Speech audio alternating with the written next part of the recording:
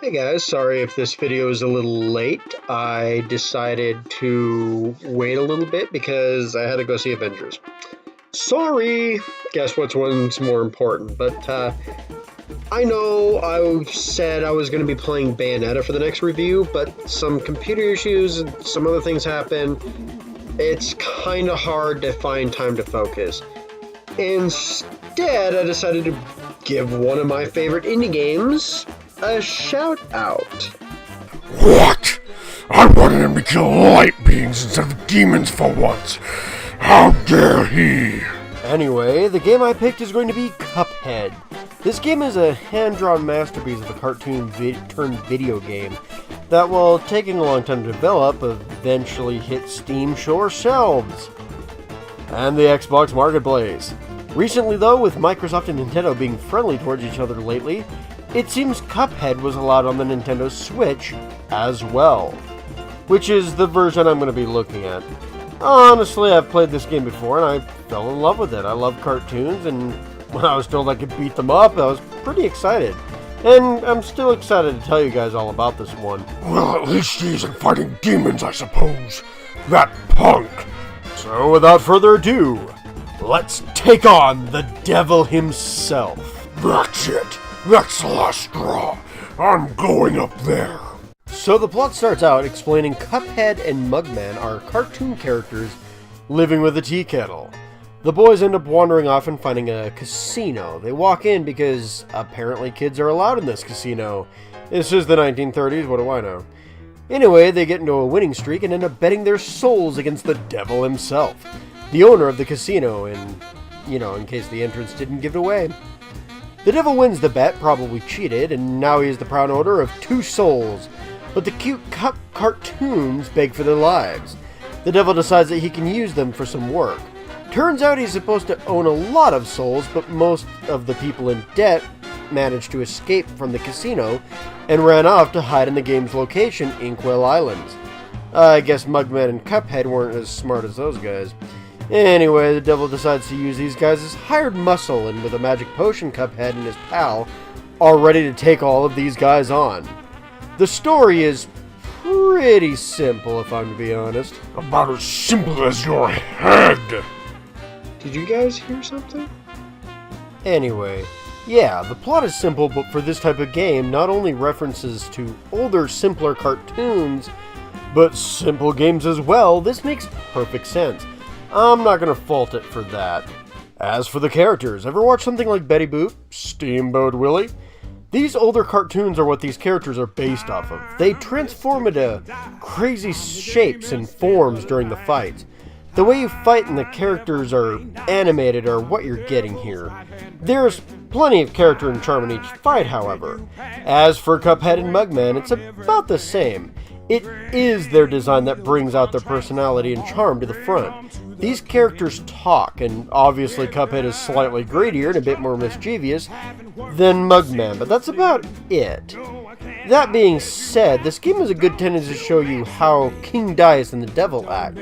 They are evil gangsters and crime bosses. It isn't just their stages and attacks that show you who they are, although like many of the other boss fights, that does help, but they do show up in a few cutscenes.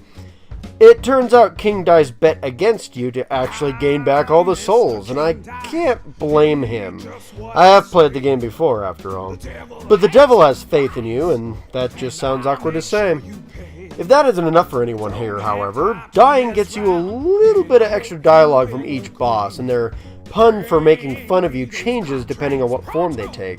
These are entertaining, to say the least, unless you're reading them for the 100th time, which could easily happen if you aren't super good at the game right away. Look, I love the charm to all of this, so let's hit that gameplay section already, huh? So, ever play Contra? I'll make you play Contra. Who keeps talking? Anyway, Cuphead is a run-and-gun game. You shoot, platform, and that's basically it. Simple gameplay. Honestly, a lot of things about Cuphead is very simple. And I know some people can see that as a bad thing, but we're getting to why this game is $20, so please, just hold tight. You can run, jump, dash, which is very useful for dodging attacks, shoot, and shoot a super move. Super moves range from a bigger version of your current attack to something nasty you can unlock, which I'll talk more about later. If you're in the air or a plane, you can counter if you press the A button. You can only counter pink attacks, and it isn't super useful for surviving in my opinion, but doing this negates the attack and builds up your super meter faster than normal. It isn't as precise as I'd like it to be, however, but certain bosses like the Ghost Train does require this maneuver at times, which can suck, but normally isn't too bad. You can buy different types of attacks and badges in shops. Badges just change a few stats, but the different shots you can have really do a number on the boss fights. I personally love the homing shot, a weaker version of your regular shot but removes the need to aim. And this spread shot, a short range but vicious attack that gives a close range enemy multiple hits at once. There are others like a boomerang type attack and a supercharge that I'm sure a lot of other people love. Different bosses don't require different attacks, but some of the stuff makes certain bosses a hell of a lot easier to manage. And these situations, outside of this mermaid moving her hips, are boss fights. There are a few platforming levels in this game which can be difficult, but they're kinda optional from what I can tell. Kinda used to, flush out the shop. You need coins, they're hidden in these platforming levels. While I don't mind any of these levels, they can be a bit difficult to manage if you end up on a run with a ton of enemies ganging up on you. It isn't exactly consistent as to when and where all of these enemies spawn. They kind of do it at different rates depending on which level you're at. The real meat of this game are boss fights. You walk into an area in the overworld and bam! Boss fighting time. These range from hard to very hard, and that's when you're playing on normal difficulty. They aren't unmanageable, and I typically only rage a few times when I feel the design of the fights puts you into situations you can't avoid being hit. Your HP is incredibly limited, so this can get frustrating quick. Like the flying levels, I despise the genie on the second island. This guy throws so much crap at you, it's near impossible to dodge, and honestly, he isn't the only boss to do this while you're in a plane. By the way, I almost forgot to mention, the plane doesn't play much different to regular Cuphead. It flies, and it does do a little bit of a dash, but it also shrinks down so you can kind of maneuver a tad bit easier, for those tight little corners. It's fast, too, so beware. That's really the only difference. It doesn't change up attacks all that much. You get a machine gun and bombs. The game explains this pretty well, so don't worry too much about it. Anyway, the platforming boss fights are also a pain. Matchstick in particular. This dragon is super difficult to deal with if you don't have the right weapon set up. And if you spent your coins on something else, prepare for some hell to pay. These two bosses I mentioned, we aren't done yet. They have tougher versions in the third and final islands too, so beware. There are only 3 islands, honestly, and the game isn't super long, but it may take you a while regardless. These bosses are designed to kick your ass. In their defense, you are literally fighting for their souls, but dang, these guys know how to deal some damage. Even the easier bosses on the first island are rough, and it only gets harder from there. Eventually, the game ends when you get all the souls and decide you're probably tough enough to outmuscle the devil himself. After a mini-boss rush and a battle with King Dice, you face off against the big bad and kick him and his crony out of town. Now, that is if you can beat them.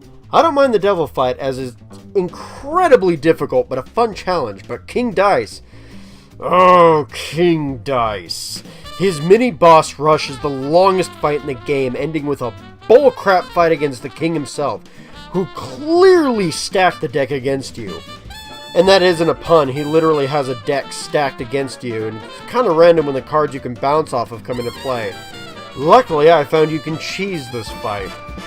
You also have to fight 3 to 9 mini-bosses before taking him on, depending on how good you are manipulating the dice roll here, and if you die on him, or a mini-boss, you start the entire thing over again.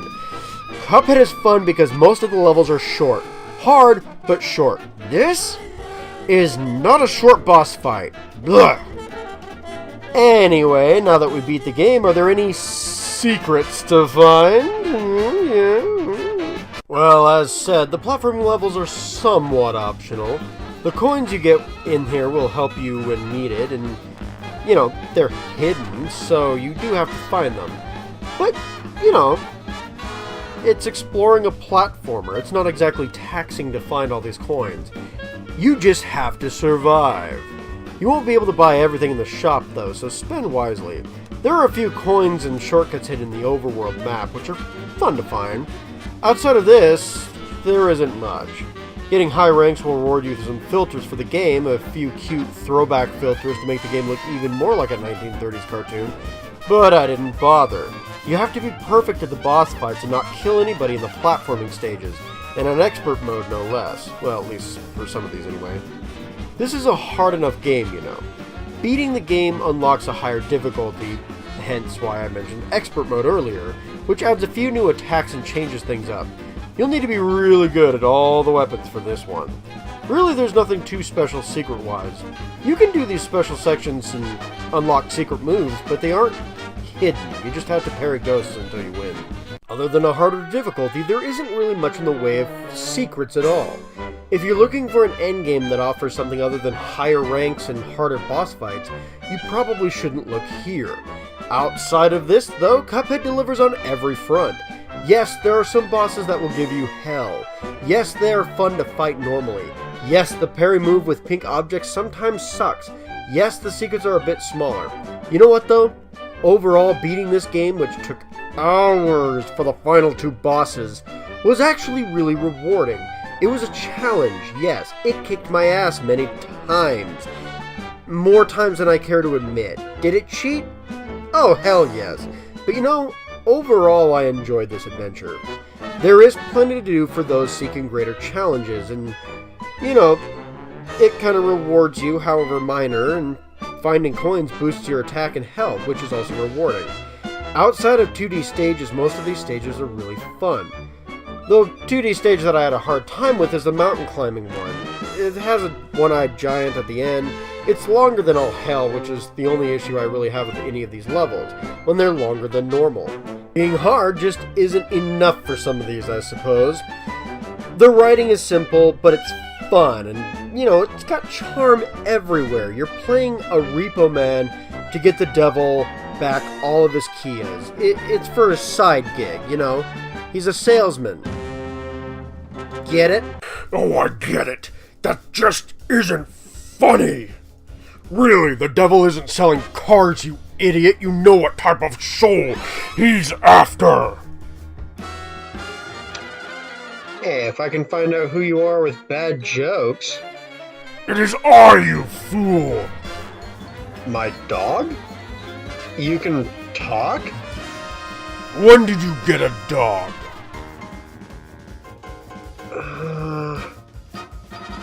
I think you came around after I left Limbo, after my FNAF World review. Oh, right! You're ahead of Cerberus. Why have you been following me around all this time? To watch you. Not everyone escapes Limbo. Most suffer until being dumped into the depths of hell. Are you sending me back to Limbo? Oh, of course. Oh, come on. What do I have to play now? Superman 64? FNAF fan games? Dark Souls? No. I want you to finish what you started. A review on Bayonetta 1 and 2. You've been slaying demons ever since leaving here, excluding your stint with some Platinum games. And no more heroes. Now you use Platinum games and slay angels. You do realize they aren't actually angels, right? And while playing a good game is interesting while I'm here, it's refreshing, but why should I help you? You get gold rings for each light being you kill. Already on it. Excellent. I suppose since he's busy, I'll end this video. If you enjoyed Sauron facing off against a cartoon devil and reviewing Cuphead, please leave a like. If you're familiar with Sauron's content, but not subscribed yet, click subscribe, or click the suggested videos that are coming up relatively soon, as well as the bell for live updates on the channel. And leave a comment once in a while, mortals. It won't kill you. Goodbye for now.